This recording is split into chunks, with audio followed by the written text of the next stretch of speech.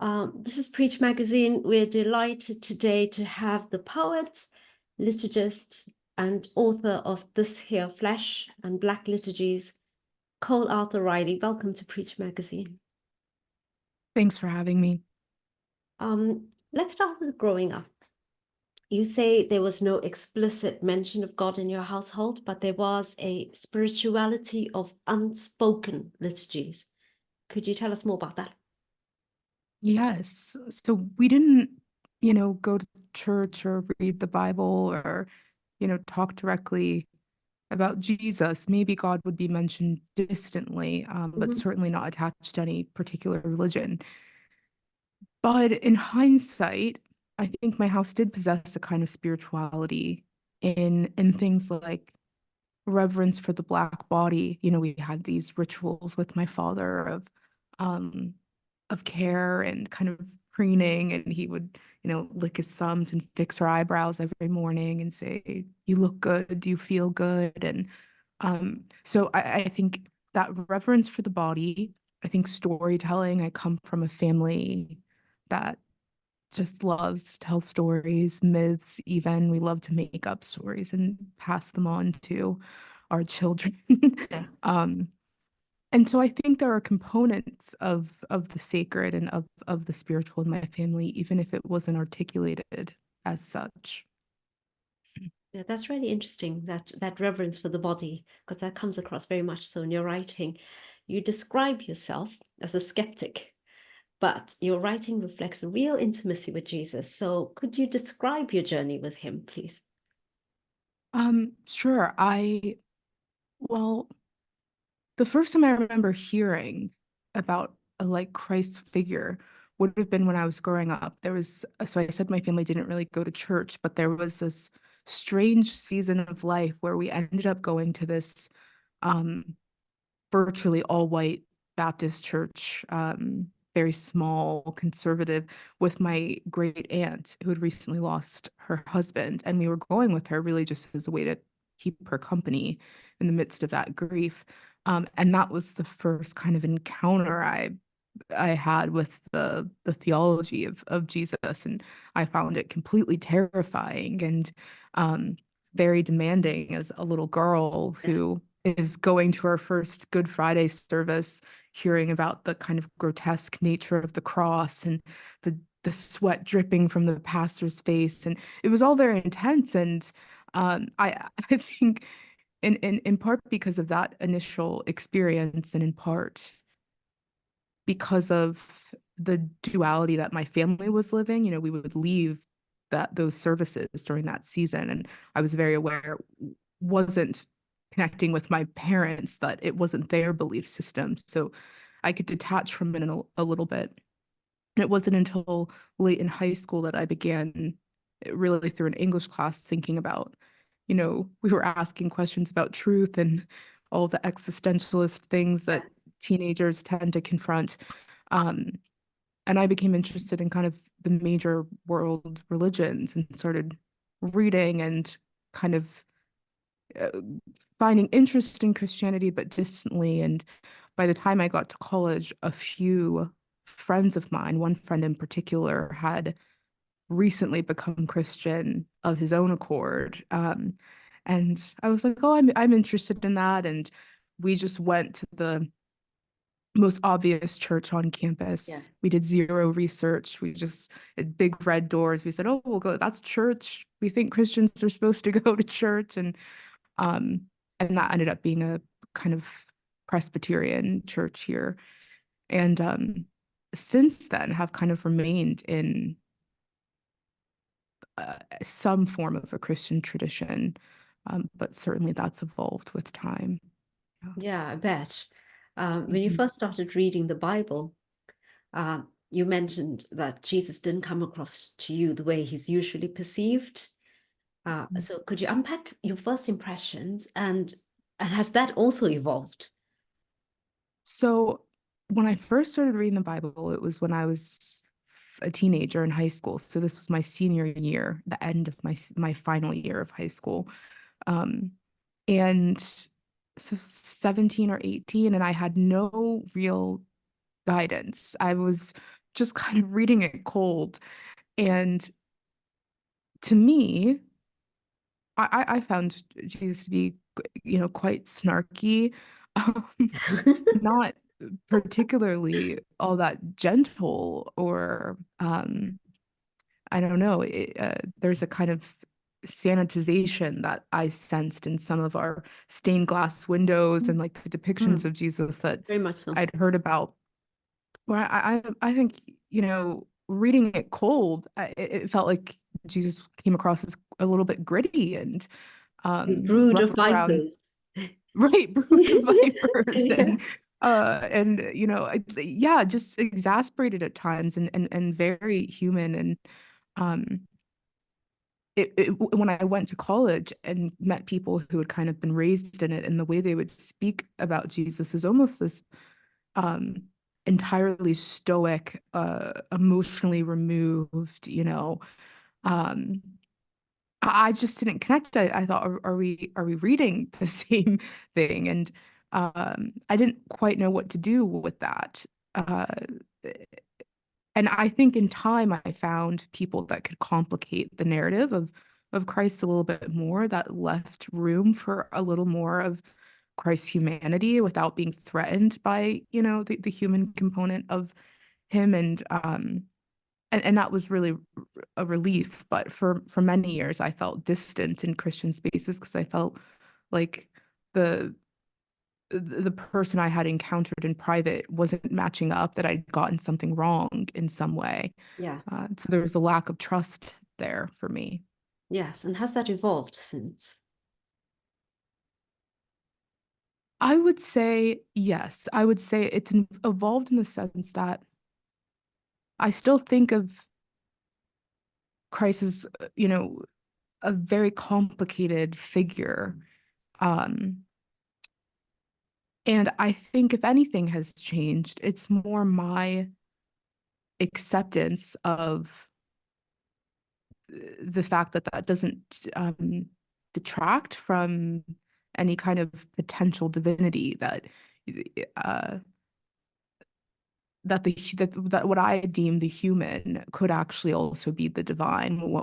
When I see the brood of vipers comment and that angst, like, could that also be symptomatic of the divinity of Christ and a God that experiences angst? And I'm not threatened by that idea in the same way that I maybe once was, that was like hard to approach Christ as kind of a divine figure because he was so familiar to people that I was encountering and ultimately didn't trust. So I think I've learned to accept it and kind of hold an open-handed approach, and I'm more aligned with kind of the mystery of God and the mystery of divine presence than trying to pinpoint exactly what um, Christ looks like, or exactly, what God looks like.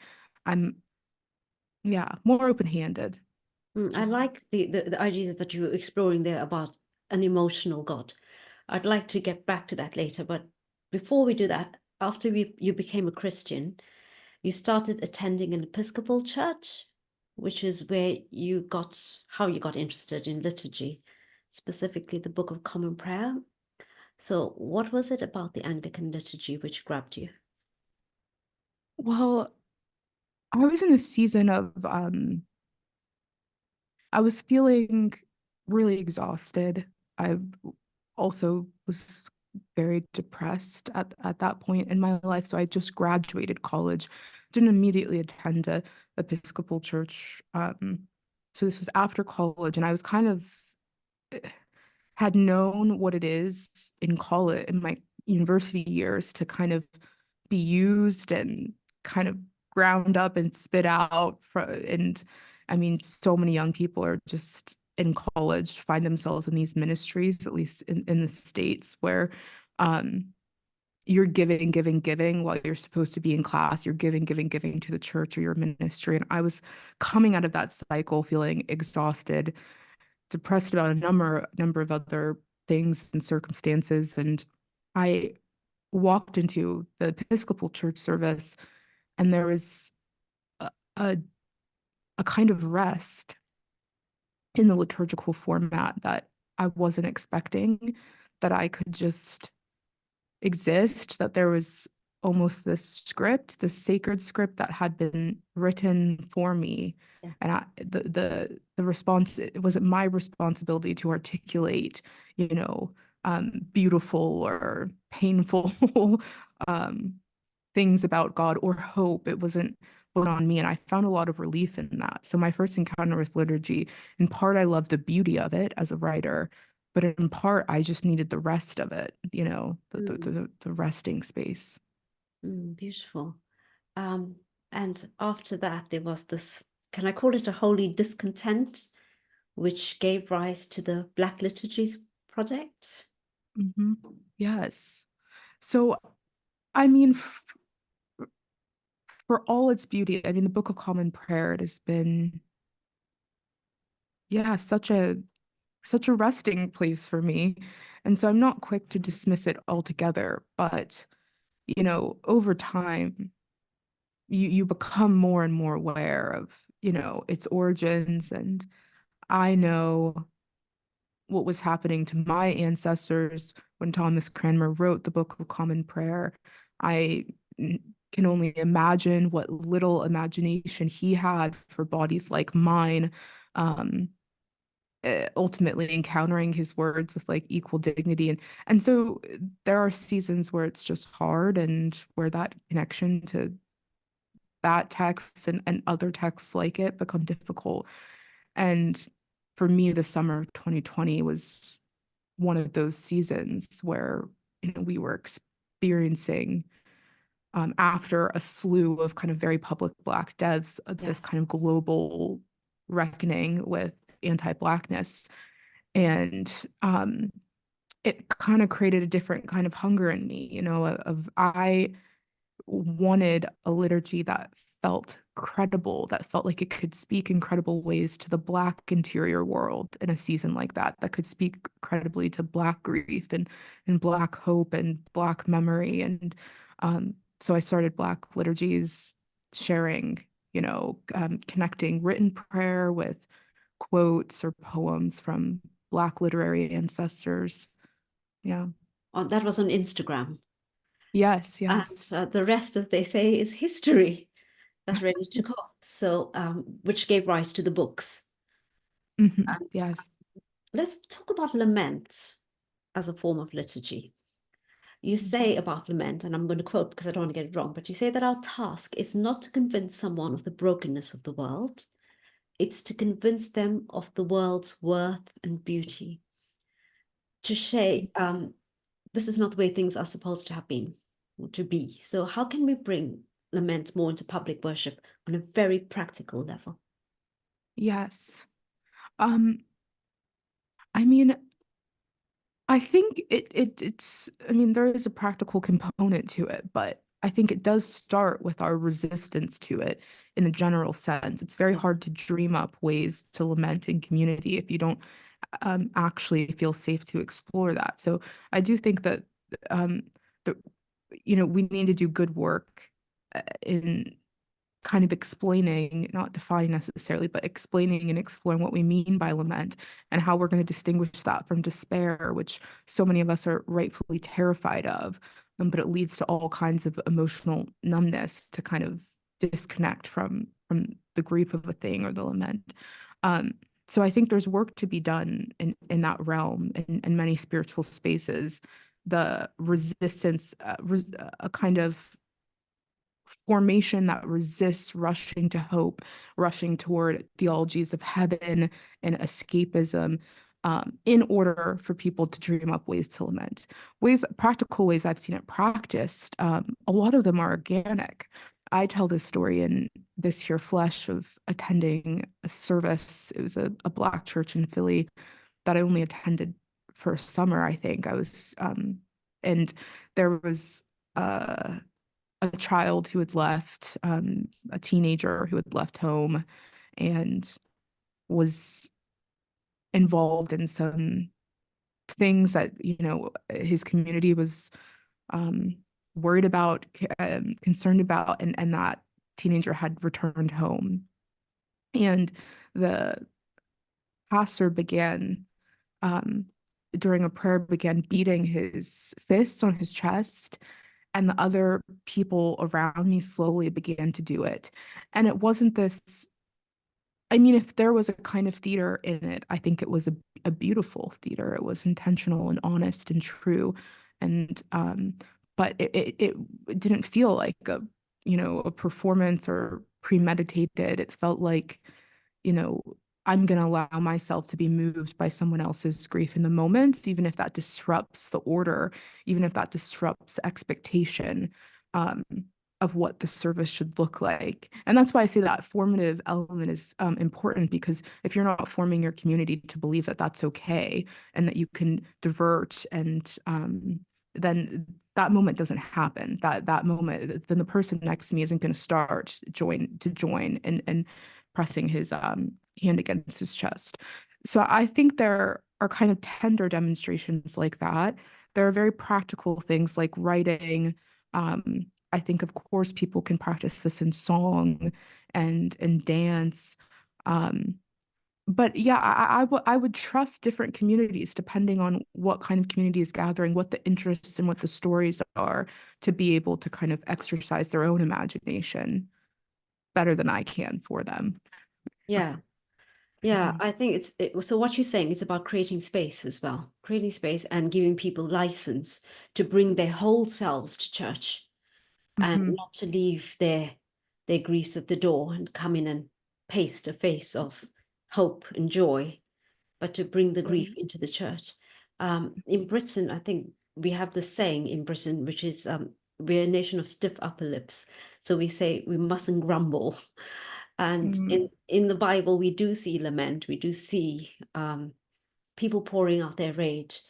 And I see in your writing, there's rage at injustice, there's rage at climate change, for example, and it's held, I would say, with a grace and a gentleness which invites people from across many divides to drop their defenses and to really engage with your work. So, is that a reflection, would you say, of your own spiritual journey?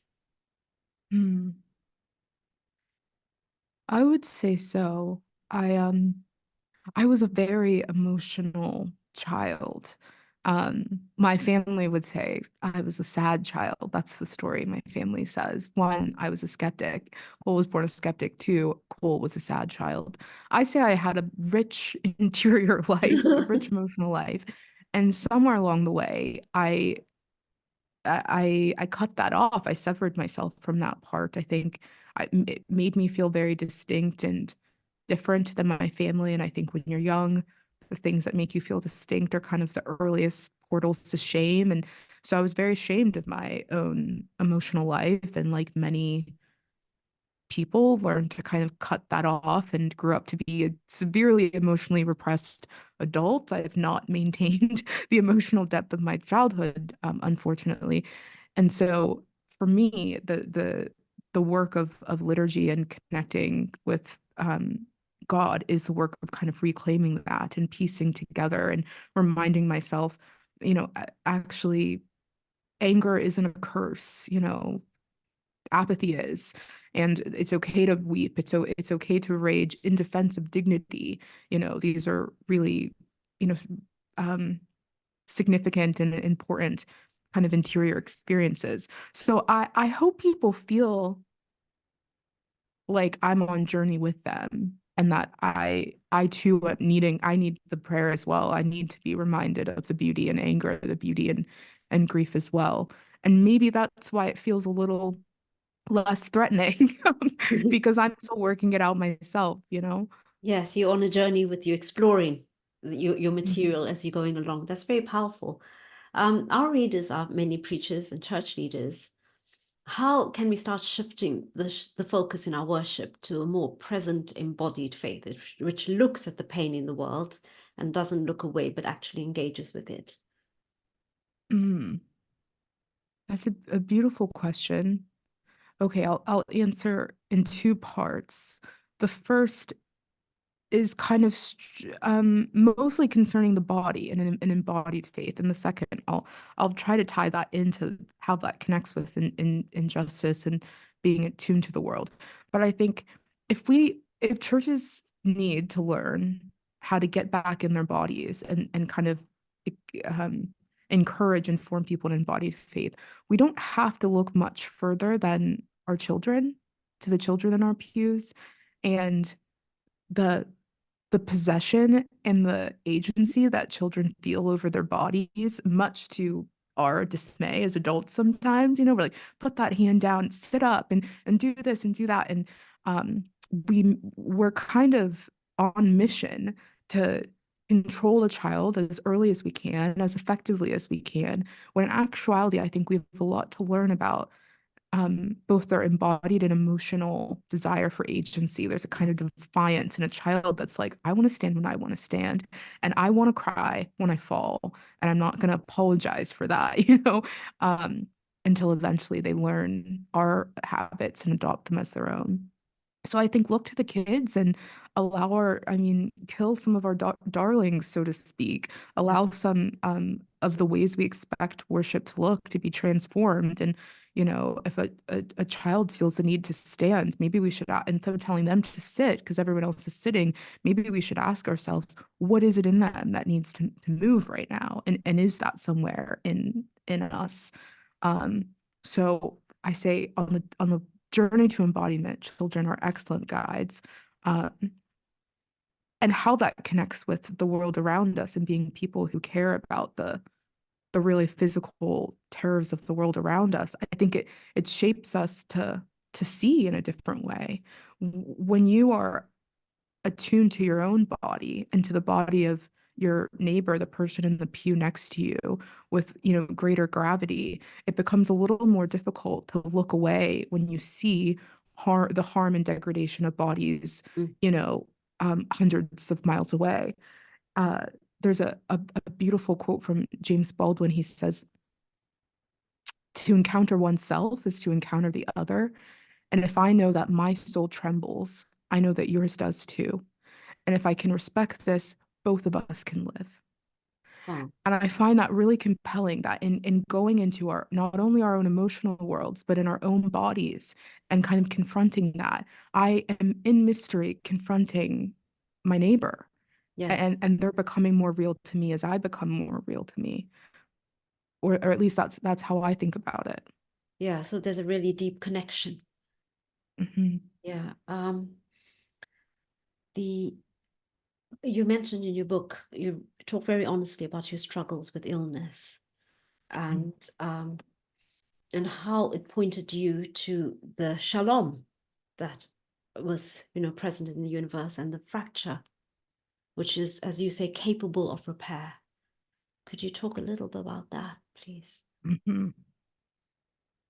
Yeah, I became sick when I was around 26, and um when I say sick, I mean at its worst, I was pretty much in bed for a year. And um to this day, I see a lot of doctors who um are trying their best to make my days less painful. And so it's improved a lot, but there was a season where we didn't have a lot of answers, like many people go through. And um it led to me kind of divorcing myself from myself. It led to a lot of fractures in my inner life. And I reached a point where I just couldn't tolerate it anymore. I couldn't tolerate that chasm, and started to think about what it means to kind of reconcile with the self, to reconcile with the body. Well, actually, I didn't start to think about it.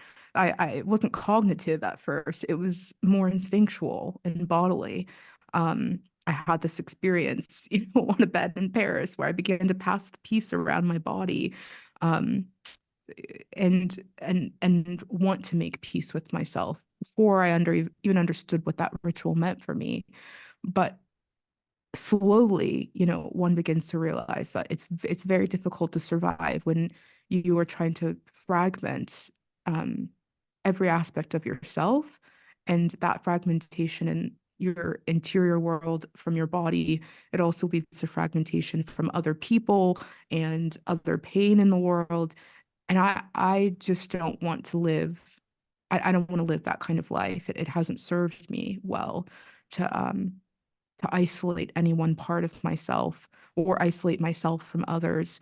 And so it brought all of these questions of shalom and kind of what it means to belong to each other and have a mutuality and into focus, or in a way that felt more urgent when I was first sick. Yeah. Yeah, and what about this idea about, and this very much ties up with the idea of lament, because lament is about hope, ultimately a form of bringing hope into the picture, and but through recognizing the pain in the world. So how do we uh, look at the fracture in the universe, you know, and Mm, did your illness help you to do that? I think so. Yeah, it helped me. I mean, in some ways, you confront when you're sick. And I mean, if anyone is listening who knows the journey of not quite knowing what's happening to their body or knows someone, I feel like we all know at least someone who has experienced the journey of kind of mystery in the body. It's terrifying. And it takes you to places, it takes you to places in yourself that you can otherwise avoid, that I probably could have otherwise avoided for decades, but it takes you to what you fear, what you really want, what you desire.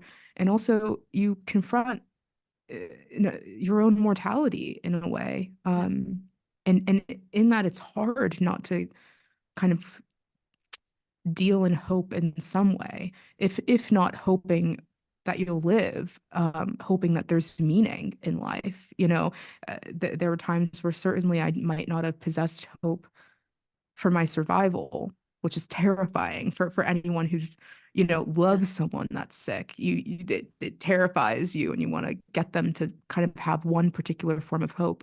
But I think something about being sick helps you to re-examine and allow hope to adapt and form and maybe take a new face, to realize, if I can't, practice, if this hope is no longer accessible to me, if the hope for survival isn't accessible, what kind of hope is? And I think there's always something, and we don't have to be afraid of that adaptation, and the way that hope can kind of shape shift when we need it to. yeah. Mhm. Um, our issue on at Preach Magazine this month is going to be on the theme of steadfast prayer. Mm, And the question is, what does prayer look like in the everyday of your life? You know, mm, you're pouring yourself out in ministry at the moment. You have a very demanding day job and you're writing. So how do you replenish your spiritual wells every day? mm.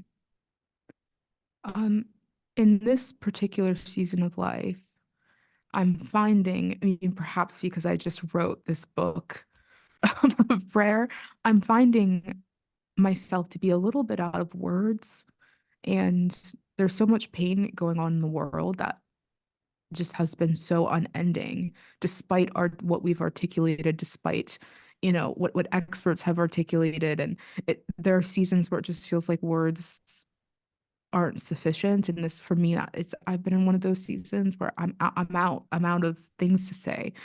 And so my prayer life has looked closer to maybe the breath prayers in the book, and allowing my body to be a prayer, um, even when I feel like, the words are insufficient, to just have this practice of kind of embodied grounding, and to believe that God could be present in that, could be in some mysterious way in encountering me in the body, um, apart from just articulation.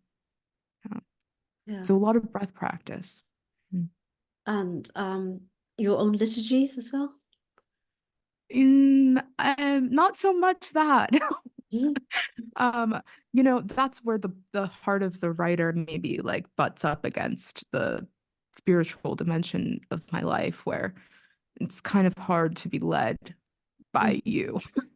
And I would find myself picking apart, Yeah. sentences and words. And so I find it better to kind of distance myself a little bit from the work in that well and in that way, and kind of look toward other paths.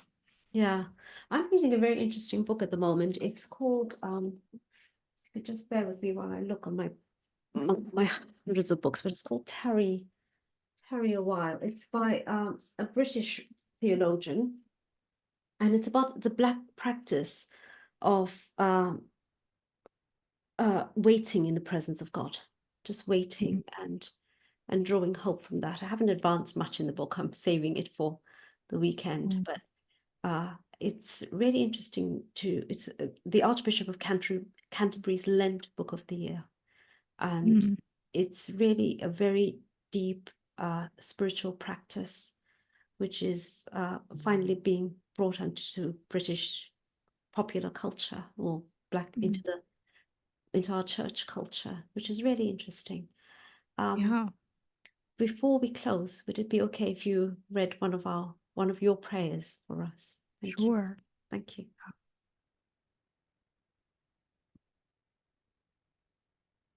So this is from the section on dignity, Mm-hmm. and it's a prayer for being human. God of Shalom, here we are, dangling one another from the precipice without care or concern for our collective fate. We have lost sight of our own faces, risking our humanity in favor of supremacy. Guide us away from the edge of our undoing. Show us what it means to be people of deep and abiding reverence for the beauty and connectedness of everything, everywhere. Train us out of habits of degradation and artifice, incessantly competing to be worth more, to be loved more. Remind us that we don't need to exalt humanity over any other piece of creation in order to be worth something. Keep us from the delusion of our dominion over earth, sky, or star. We are no greater. Remind us that the dust beneath us transcends our own humble existence, and let our hardened exteriors soften in the presence of safety. May any honor we've withheld from one another be doubled in the presence of reparation and forgiveness. We won't get free alone. Keep us human. Amen. Amen. Amen. Thank you, Cole.